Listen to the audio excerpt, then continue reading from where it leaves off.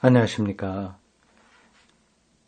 제31강 시작하겠습니다. 책 159쪽입니다. 작은 번호로 칼케톤 공유회로부터 콘스탄티노폴리스의 6번째 공유회까지 이렇게 되어 있습니다.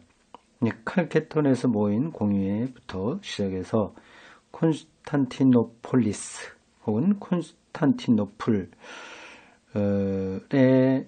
이르는 6번의 공유회입니다. 이 공유회는 기독교의 가장 중요한 회의입니다. 신학적인 문제들을 결의하는 회의예요. 신학적인 것만이 아니라 아직 교회 전체를 총괄하는 그런 회의입니다. 그게 주로 이제 주교들이 모이죠. 주로가 아니라 다 주교들 모임, 핵심적으로 그렇습니다. 그게 이제 개신교회에서는 이런 공유회는 없죠. 세계 전체 교회가 하나 교황을 중심으로 구성되어 있는 로마 가톨릭 교회의 최고 의결 기관이라고 할 수 있습니다. 이거는 뭐 언제 딱 몇 년마다 한 번씩 열린다 이렇게 정해진 건 아니고요. 그 때에 따라서 필요에 따라서 합니다. 근데 이게 초창기에는 아이러니한 건데 영주들이 교황 아니요 황제 혹은 영주 이런 사람들이 소집을 했어요. 제가 알고 있기로는 황제입니다. 근데 언제부터 이제 좀 이렇게 바뀌었겠죠. 뭐 언제인지 제가 정확하게 모르겠습니다. 공유의 역사적 흐름에 대해서 제가 꽉 뚫고 읽지 못하기 때문에 다 말씀드리기 힘드네요. 일단 이 틸리히의 설명을 따라가 보도록 하겠습니다. 칼케톤 신조를 이루는데 결정적이었던 것은 교황 레오 1세의 교소였다. 교서, 칙령이죠. 칼케톤 신조는 모든 그런 공유회를 하게 되면 거기서 끝난 다음에 회의 중에 이제 다 작성되겠지만 칙령이 발표되어 문서 다큐멘트들이 나오는 거죠. 근데 그런 것들이 다 신조예요. 칼케톤 신조. 교황 레오 1세의 칙령이었다. 이게 가장 결정적이었다.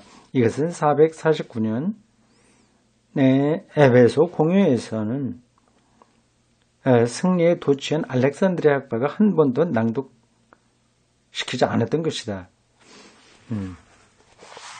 쭉쭉 나가겠습니다. 이 편지는 또 갑자기 편지라고 해요. 교소를 가리키는 것 같은데, 네, 이 편지는 키릴루스가 네스토리우스와 동방 사람들에게 보낸 교회 회의 편지와 함께 이 공유회의 결정적인 기초가 되었다. 레오 1세의 교소를 가리키는 거죠. 레오의 교소에는 다음과 같이 적혀 있다. 두 가지 본성과 실체의 조성은 그리스도의 본성에 대한 이야기예요. 그것은 완전히 보존된 채 그것들은 하나의 인격에서 결합됐다. 각각 두 본성, 신성과 인성, 인성과 신성 이런 것들이 보존되어 있으면서 변질돼 가고 혼합되는 게 아니라 각각 보존되어 있으면서 예수라고 하는 인격체 안에서 결합됐다 하는 거죠. 영광이 비천을 받아들이고 덕이 연약함을 받아들이고 영원성이 가사성 죽는다고 하는 거예요. 가사성을 받아들였다. 참 신이 완전하게 완벽한 참 인간성에서 탄생했다. 예수의 신성이 인간성 안에서 나왔다고 하는 거죠.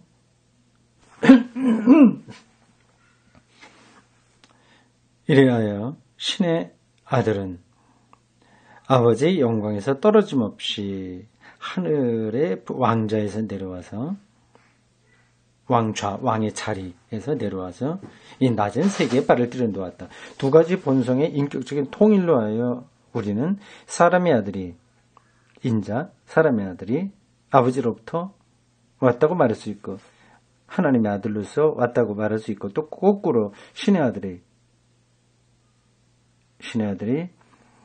십자가에 달리고 땅에 묻혔다고 말할 수 있다. 이 두 가지가 예수의 인격체 안에서 완성됐다고 하는 거죠. 사람이 신이 되었고 신이 사람이 됐다. 줄여서 얘기하면 그겁니다. 레오 교황의 이 교소가 두루두루 영향을 미쳤다고 하네요. 근데 이게 뭐 교황 혼자서 이런 것들을 작성한 건 아닙니다. 교황청 안에 많은 신학자들이 있어서 그들이 그걸 작성한 거죠. 그게 이제 교황이 재가를 해서 발표되는 것 뿐입니다. 여기서 교황 신학적 입장이 중요하기도 하고 어쩌면 또 중요하지 않기도 합니다. 그 교황을 둘러싸고 있는 신학자들이 이런 것들은 다 결정하기 때문입니다. 안디옥 신학에서는 전통적 사상이 단순한 방식에 의해서 극단적인 표현으로 기술되어 있는데 이와 같은 사실이 여기에서도 제한되었다. 자, 다음 160쪽 두 번째 줄입니다. 이것이 기초가 되어 칼케톤 신조가 성립된 셈인데 이 신조 이름은 기억해 두십시오. 칼케톤 신조, 칼케톤이라고 하는 곳에서 모인 공회의 신조입니다. 이 신조는 그 의미에서 니케아 신조보다 결코 뒤떨어지지 않는다. 니케아 최초 공회예요. 325년입니다. 그리고 니케아 신조와 함께 그 어느 공회의 결정보다 뛰어난 의의를 가졌다. 칼케톤의 결정에 관한 것을 모르거나 아무도 조직신학을 연구할 수가 없다. 저도 이 칼케톤 신조를 좀 더 공부를 해야 되겠습니다. 여러 가지 중요한 문제가 이 결정 안에 들어있으며 역설적인 표현 형식으로 그 실체가 표현되어 있다. 칼케톤 신조는 다음에 몇 가지 점을 다루고 있다. 칼케톤 신조에서 다루고 있는 중요한 신학적 진술이 이제 나옵니다. 이걸 우리가 칼케톤 신조를 직접 읽을 수는 없지만 틸리히의 강의를 통해서 간접적으로 맛볼 수 있습니다. 근데 이게 뭐 아주 특별한, 아주 완전히 다른 것, 여태까지 우리가 공부했던 그런 쭉 나오는 이야기하고 별개의 것은 아니고 그걸 조금 더 명료화 했다고 보면 되겠죠. 전체가 6가지로 되어 있습니다.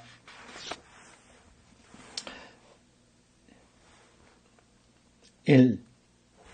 우리는 모두 거룩한 교부들을 따라 하나이신 동일한 아들 우리 주 예수 그리스도 신성에서 완전하며 인간성에서도 똑같이 완전한 그분을 고백하는 사람을 가르치는 일에 동의한다. 칼케톤 신조에서 결정된 중요한 것 중에 하나입니다. 뭐 이미 이것 앞에 나왔던다 얘기죠. 예수의 신성과 인성이 각각 다 완전하다고 하는 겁니다. 그걸 가르쳐서 라틴어로 베레 호모 베레 데우스, 참된 인간 참된 신 이렇게 표현하죠. 2. 주는 참 하나님이며 동시에 이성적인 혼과 인간적인 몸을 가진 참 사람이다. 3. 신성에 따르면 아버지와 실체를 같이 하는 분이며 인간성에 따르면 우리와 실체를 같이 하는 분이며 죄를 떠나서는 모든 것이 우리와 같은 분이다. 죄 말고는 우리와 같은 분이다 이렇게 되어 있어요. 그러니까 먹고 마셔야만 삽니다. 좀 화를 내는 것도 좀 기분 나쁜 얘기 들었을 때 화나는 거, 이것도 예수님의 성질의 성격에 들어있을까요? 화내는 거가 죄일까요?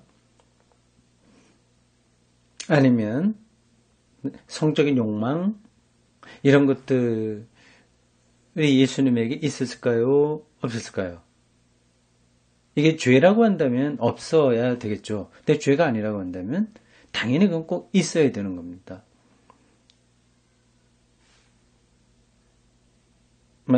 있다고 보는 게 낫겠죠. 나은 게 아니라 당연히 그래야 됩니다. 재미있는 표현이었어요. 죄를 떠나 죄 말고는 모든 것이 우리 인간과 똑같다. 그죠. 4.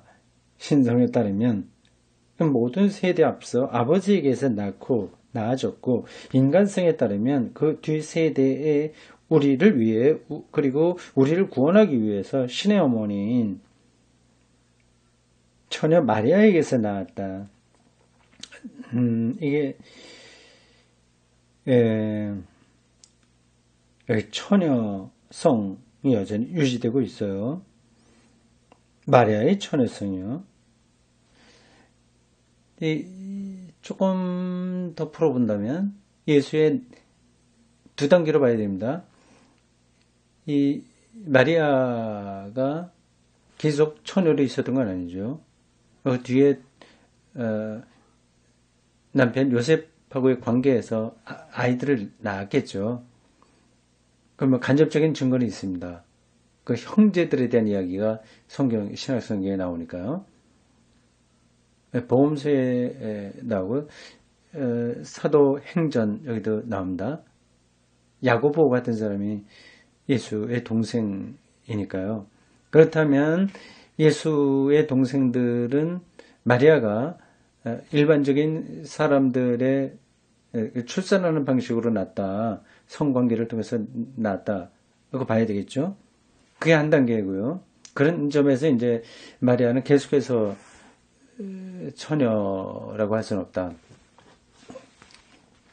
그래서 가톨릭에서 조금 근본주의적인 입장에 있는 사람들은 이렇게까지 얘기하죠. 그냥 그 동생들은 친동생들이 아니라 사촌이다 이렇게까지요. 일단은 그거는 그렇게 접어두고요. 그 두 번째 단락으로는 예수를 낳을 때 그게 마리아가 요셉과의 아무런 육체적인 관계 없이 진짜 낳았냐 그런 질문입니다. 그건 불가능한 거죠.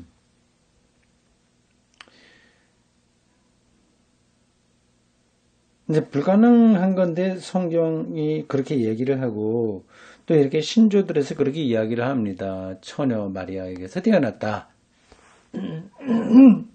그건 뭐 그렇게 말할 수밖에 없는 속사정이 있는 거죠. 5. 하나의 신 예수 그리스도 아들 주 다만 독생자로 나온 분이며 두 가지 본성에서 알려지지만 또 본성에서 알려지지만 여기서 그 다음에 중요해요. 혼합되지 않고 두 성격이요. 혼합되지 않고 변화되지 않으며 분할되지 않고 분리되지 않은 분이다. 두 가지 신성과 인성이 같이 있지만 이게 혼합해서 섞이는 게 아니고 혼합되는 게 아니고 이게 또 변화되는 것도 아니고 분할 나누이지 않고 분리되지 않는다.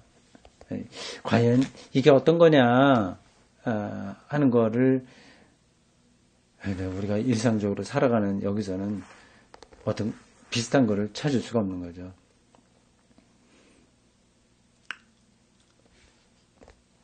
6. 칼케도 신조의 가장 핵심적인 게 다 예수님의 신성과 인성의 관계에 대한 겁니다. 보니까 그러네요. 6. 두 가지 본성의 구별은 통일에 의해서 결코 무너지지 않으며 도리어 두 가지 본성의 조성은 각각 보존되고 결합되어서 하나의 인격, 하나의 실체를 이루며 하나의 인격, 하나의 실체를 히포스타시스라고 되어 있어요. 이거 헬라어죠. 그러니까 요 히포스타 시스. 여기 이제 헬라어 개념으로 어떤 거냐를 더 소상히 살펴야 되는데, 보통 우리는 실체하면 뭐 나무, 뭐 책, 뭐 고양이, 연필 이런 것들 실체로 말하잖아요. 근데 여기서 말하는 실체는 그건 아니거든요. 오히려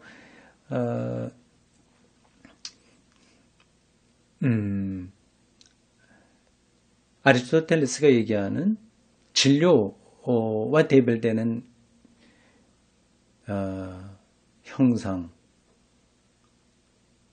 할 수 있습니다. form이죠, form. 네, 좀 복잡합니다. 지나가죠. 두 개의 인격으로 분리되지 않으며 분할되지 않고 하나들, 다만 독생자로 나온 분이며 신의 말씀인 예수 그리스도다. 이 6가지가 예수의 신성과 인성에 대한 칼케톤 신조에서 말하는 가장 중요한 내용입니다. 우리는 여기에서 사용된 철학적 여러 개념이 있어요. 혼합되지 않고 뭐 나아지고 그리고 실체, 인격 이런 것들이 다 그런 것입니다. 개념들이 예전적 언어나 예배 드릴 때 쓰는 예전적 언어나 시적 언어로 쉽게 변하는 것을 알게 된다. 이 철학적 개념들이 소극적 의미로 쓰여지고 있다는 것은 니케아 신조의 경우와 마찬가지로 분명하지만 이 개념들이 적극적으로 어떤 의미를 가지는가에 대해서는 모순되는 것들이 있다. 예컨대 이래서 말한 한 아들이라고 하는 것이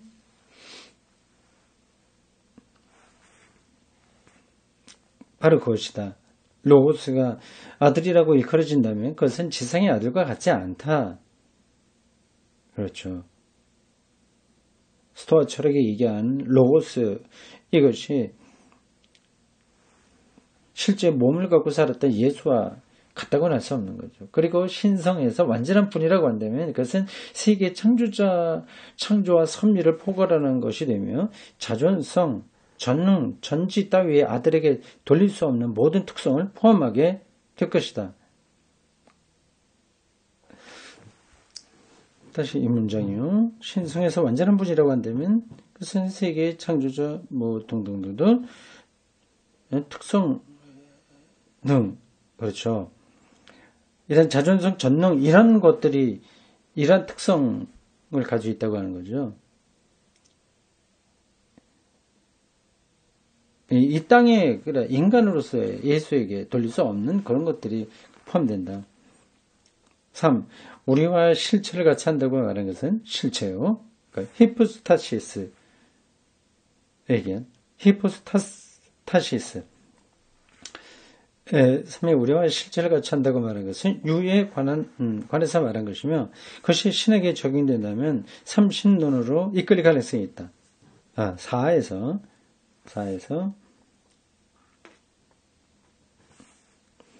마리아가 그리스도를 담은 인간성에서 따라서 나왔다면 마리아는 신의 어머니가 되지 않는다. 5에서 혼합되지 않고 분할되지 않고라고 말하지만 통일이 어디에 있는가는 말하지 않고 있다. 이것 또한 6에서도 해당한다. 이 헬라 철학 개념이 예수의 두 본성을 설명하는데 차용된 거예요. 근데 그러다 보니까 이게 자체 모순도 그 안에 있다. 그 얘기죠. 그런데 약간 예수의 두 특성의 신비적 결합을 말하기 위해서 그것을 빌려온 것 정도면 되지만 더 적극적으로 그것을 설명할 경우에는 어려움이 있다 하는 거죠. 로마는 승리했다. 로마 교회를 얘기하겠죠. 그러나 칼케톤 신전은 여러 가지 방식으로 해석하는 것이 가능했다. 동방을 실망했다. 동방교회를 얘기하겠죠. 이게 안디옥 교회, 알렉산드리아 등등입니다. 알렉산드리아에서 온 대표자들이 이 문서에 서명하지 않았다. 왜냐하면 만일 여기에 서명한다면 그들의 귀국에 있을 때 아마도 죽임을 당하게 될지도 모를 것이기 때문이다. 그런 정도로 이게 심각했던 했던 거죠. 칼케톤 신조에 대한 동방의 반동은 피할 수 없는 것으로서 그것은 마침내 로마와 서방이죠. 서방교회와 동방교회입니다. 분열로 이끌어갔지만 이 분열에 의해서 동방은 로마에 의해서 고립되었고 그래서 쉽사리 이슬람교의 퓨리탄적 반동이 희생물이 되었다. 이슬람교의 희생이 되었다는 거예요. 여기서 퓨리탄적인 반동이라고 했는데, 뭐 이슬람교의 퓨리탄 하면은 청교도 아니겠습니까? 이건 기독교의 특정한 종파인데, 이걸 이제 이슬람교에다가 붙인 것은 비유적인 표현이죠. 청교도가 이제 근본주의적이죠. 원리주의적이, 도덕주의적이에요. 이슬람교에도 그래 여러 성격들이 있는데 그 가장 강력한 그 원리주의, 근본주의 이런 사람들을 가리키는 겁니다.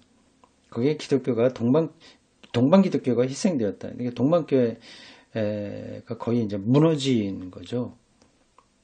겨우 그리스 정도만 남고 그다음에 많이 정말 그때 중요했던 때에 정서가 다 무너지고 말았습니다. 대표적으로 알렉산드리아와 안디옥입니다.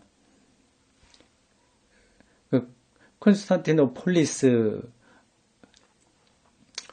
그렇죠. 여기도 소피아 성당 이제 그 지역이 다 이슬람교의 정복을 당했습니다. 이것은 특히 이집트나 그 주변 나라들의 단속론 교회에 해당된다. 이 여러 교회는 특히 이슬람의 희생이 되었다. 왜냐하면 이슬람이란 내가 그렇게 믿고 있는데 단속론의 영향에 의해서 그리스도교가 끊임없이 빠져들어갔던 미신적 성례전주의에 대한 청교도적 반동이었기 때문이다. 특별한 해석이에요. 이슬람이 성례전주의죠. 삼위체에 근거한 성례주의적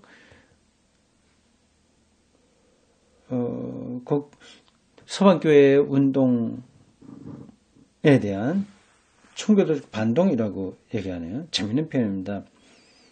나의 견해에 따르면 만일 동방 그리스도교가 민중의 미신에 양보한 대신에 서방의 인격주의와 역사 의식의 요소를 수용하고 있었다면 이슬람교가 그렇게 쉽게 성공할 수 없었을 것이다. 아까 말한 거 좀 다시 교정해야 되겠습니다. 이슬람이란 고문정말입니다. 단속론의 영향에 의해서 그리스도가 끊임없이 빠져들어갔던 미신적 성례주의에 대한 요게 이제 동방교회의 특성이에요. 아까 서방 로마 교회라고 성례주의가 그렇게 되는 말했는데 그건 아닙니다.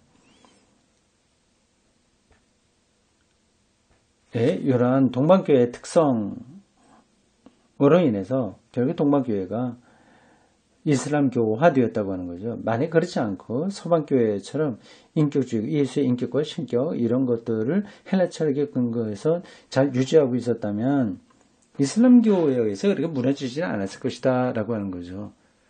그러니까 이슬람교에 의해서 기독교가 안디옥이라든지 알렉산드리아 이런 데서 완전히 무너진 이유는 뭐 군사적인 위협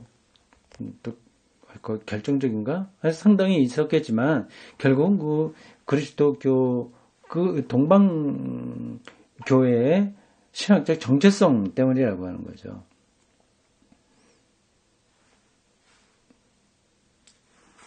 칼케톤의 결정은 한편으로는 단죄되기도 하고 동방 쪽에서는 단죄됐겠죠. 한편으로는 배척되게 됐다. 이 단죄되고 배척되고 똑같은데 무슨 얘기예요?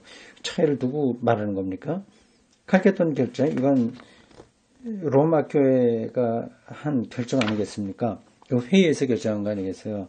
이것을 단죄하기도 하고 배척하기도 했다고 하는데 무슨 얘기일까요? 봅시다. 482년에서 519년에 이르는 사이에 동방과 서방 간에 최초의 가장 큰 분열이 일어났다.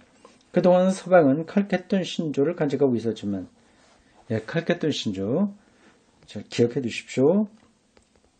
동방은 그것을 단성론적 의미로 해석하려고 했다. 단성론적 의미로 해석하려고 했다. 예수의 신성과 인성을 하나로 보려고 했었다는 뜻인가요? 519년 황제 유스티누스 아래서 재통합이 이루어진 뒤 단성론은 알렉산드리아에서 완전히 철저화되었다.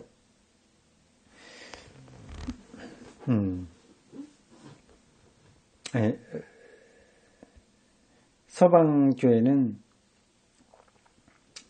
예수의 신성과 인성을 그 칼케톤 신조에서 나타나듯이 그리스 철학 개념을 통해서 잘 유지하는데 동방교회는 그런 쪽으로 보지 않고 결국 단성론 쪽으로 받아들였다고 하네요. 그것은 키릴루스의 철저한 복귀, 곧 그가 본성의 구별에 대해 그 통일을 강조했던 것으로 철저한 복귀를 의미한다. 그런 육화대에서 두 가지 본성이 결합한 다음에 존재한 것은 하나의 본성뿐이라고 주장했다. 그 두 가지를 다 부정한 것은 아닌데 그 두 가지가 결국은 하나다 이렇게 얘기했다고 하네요. 근데 로마 교회는 두 가지 다 나눠져 있다. 그거에 포커스를 둔 거죠. 예수님이 하나님의 아들이고 혹 신이고 인간이라고 하는 점에서는 다 똑같이 본 거예요. 동방교회나 서방교회는 그것은 부정하지 않았습니다. 다만 서방교회는 이 두 가지가 좀 이렇게 분리되는 건 아니지만 구별된다. 다른 성격이 그대로 유지된다고 본 반면에 동방교회에서는 그것이 하나의 본성이 됐다. 이렇게 말하죠. 사실 이거 뭐 큰 차이가 아니긴 해요. 근데 이게 완전히 교회가 나눠질 정도로 그 당시에는 큰 문제라고 본 것 같습니다. 그리스도는 그의 본성, 그의 인격, 그의 의지에서 보아 통일자다. 단성론 쪽으로 강조를 많이 한 거죠. 통일을 이룬 다음에는 본성 또는 의지의 이원성이란 존재하지 않는다. 좀 더 극단적인 방향은 칼케톤 신조와 두 가지 본성, 두 가지 의지라는 교수를 주장했던 교황 레오가 스펠이 어떻게 되나요? R인가 L인가 모르죠. 레 할 때요. 레오 Leo예요. 아니 REO일까요? 교황 레오를 단죄하라고 요구한 데 있다. 극단적인 단성론자의 견해에 따르면 이게 동방교회 중심입니다. 그들의 적대자는 죽은 것을 예비하고 있는 것이다. 이와는 반대로 그들은 마리아의 수태와 더불어 그리스도의 살은 점점 신화되어 갔으며 신이 되었으며 그리스도의 살이 신이 되었으며 이것으로 하여 마리아도 거의 신과 하나가 되었다고 믿고 있었다. 점점 신비주의적인 경향이 강해지는 거죠. 동방교회가요. 그러나 이러한 극단적인 견해는 동방에서도 성리한 적은 한 번도 없었다. 이건 동방교회에서도 아주 극단적인 거군요. 이게 단성론이라고 하더라도 그 안에서 여러 갈래가 있었어요. 좀 더 강하게 더 나가는 쪽으로요. 그 본성이 하나니까 결국 신성을 강조할 수밖에 없게 되는 거죠. 살마저도 신이 되어갔다. 그까지 말하는 파가 있었는데 그들은 동방교회에서도 별로 큰 세력을 얻지는 못했다. 그러네요. 굉장히 복잡하죠. 이러한 과정을 통해서 기독교 교리가 성립됐습니다. 특히 예수의 정체성에 대한 그런 것들이 결정됐습니다. 만약에 서방교회가 아니라 동방교회가 여기서 승리를 했다면 기독교의 역사는 또 어떻게 바뀌었을까요? 오늘 여기까지 하겠습니다.